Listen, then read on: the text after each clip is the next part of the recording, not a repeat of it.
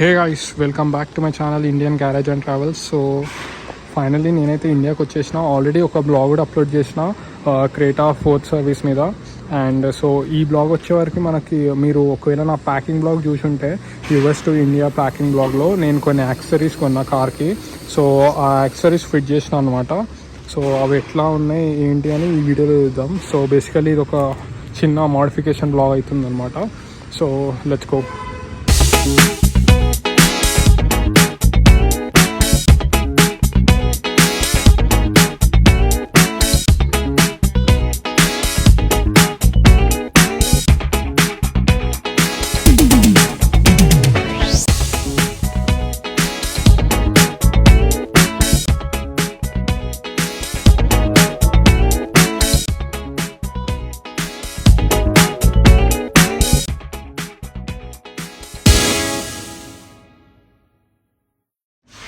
So guys, మనం first వెనక నుంచి వచ్చేస్తే మీకు బ్యాక్ సైడ్ ఒక చేంజ్ కనిపిస్తుంది.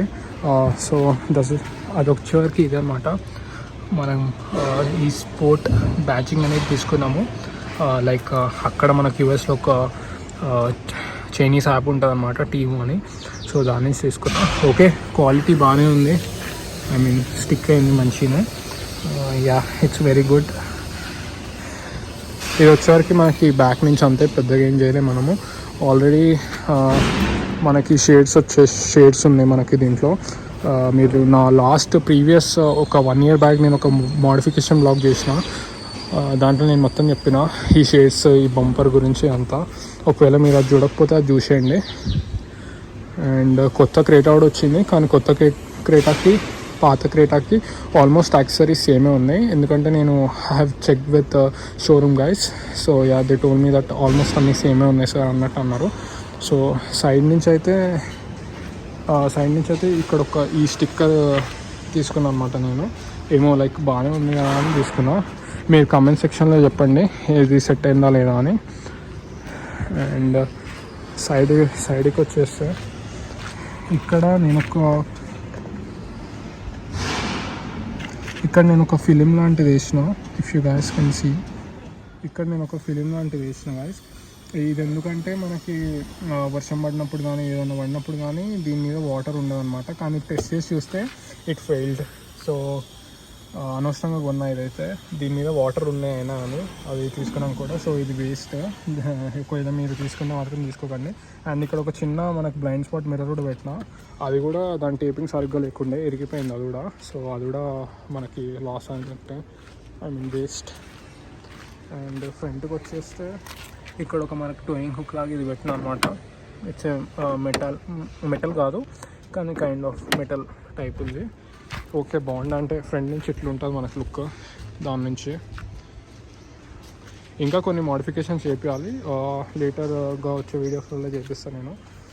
Stay tune for that. So మనం లోపలికి వెళ్ళిపోతే లోపల చాలా చేయించినాం మనము. చూద్దాం, బ్యాక్ చూద్దాం ఫస్ట్. అండ్ ఆల్సో ఇక్కడ మర్చిపోయినా నేను, ఇక్కడ మీకు ఇది కనిపిస్తుంది కదా డోర్ గార్డ్స్, ఇది వేయించిన అనమాట. లైక్ స్క్రాచెస్ పడకుండా ఆల్ డోర్స్కి. ఇది కూడా అక్కడి నుంచే తెచ్చిన. మీకు కనిపిస్తుంది అనుకుంటా. యా, అదర్వైజ్ మీరు పీపీఎఫ్ వేపించుకుంటే మాత్రం మీకు అది కూడా అవసరం లేదు. సో బ్యాక్ వచ్చేస్తే బ్యాక్లో మొత్తం లైటింగ్ సెటప్ చేసిన అనమాట నేను. ఇప్పుడు ఈ టైంకి అనిపించదు అనుకుంటున్నా.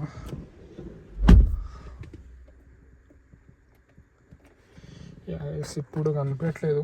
ఒకవేళ ఛాన్స్ ఉంటే నేను మీకు నైట్ టైం చూపిస్తాను. ఓకే గాయస్, ఇదే నేను చూపిస్తా అన్న స్టార్ లైటింగ్.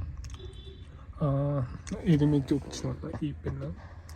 సో ఈ పిన్ నుంచి మనకి యూఎస్బి స్లాట్లో పెట్టిన ఇక్కడ నేను. అండ్ అది ప్రొజెక్షన్ మనకి ఇట్లా ఇస్తుంది రూఫ్ మీద, చూడొచ్చు. లైక్ యా, ఇదైతే నాకు వర్త్ ఇట్ అనిపించింది. లైక్ స్టార్ లైటింగ్ అనిపిస్తుంది నాకైతే. రూఫ్ లైటింగ్ లాగా రోల్స్ రాయ్స్కి వస్తుంది కదా మనకి, అట్లనే.